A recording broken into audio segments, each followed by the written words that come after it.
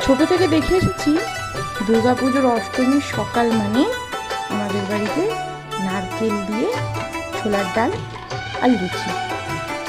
নারকেল দিয়ে নয়, আজকে গরমের জন্য একদম হালকা পাতলাভাবেই বানাচ্ছি একটু ছোলার ডাল।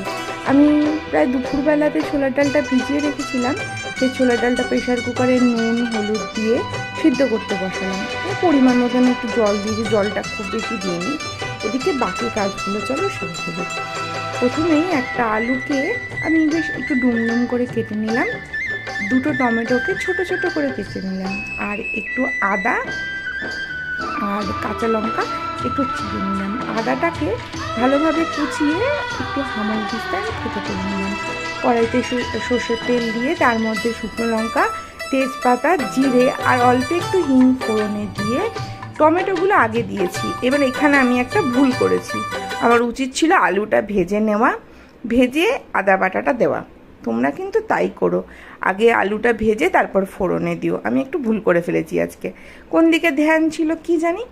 যাই হোক, তারপরে টমেটো কুচিয়ে আদা বাটা দিয়ে আলুগুলো দিয়ে অল্প একটু জল দিয়েছি যাতে আদা বাটাটা লেগে না যায়। এবার অল্প একটু জিরের গুঁড়ো, অল্প একটু ধনের গুঁড়ো আর একটু মিষ্টি দিয়েছি। ছোলার ডালটা খুব ঝাল হলে ভালো লাগে না, একটু মিষ্টি মিষ্টি হলেই ভালো লাগে। এবার ভালোভাবে মশলাগুলো কষে গেলে আর আলুটা একটু সিদ্ধ হয়ে গেলে আগে থেকে যে প্রেশার কুকারে সিদ্ধ করলাম ডালটা, সেই ডালটা দিয়ে কাজু বাদাম কিশমিশ আর দুটো চেরা কাঁচা লঙ্কা দিয়ে কিন্তু আমি মোটামুটি এরকম মাখো মাখো হওয়া অবধি ডালটা করেছি। তোমরা চাইলে আর একটু ঝোল রাখতে পারো। আজকে রাতের মেনুতে ছোলার ডাল।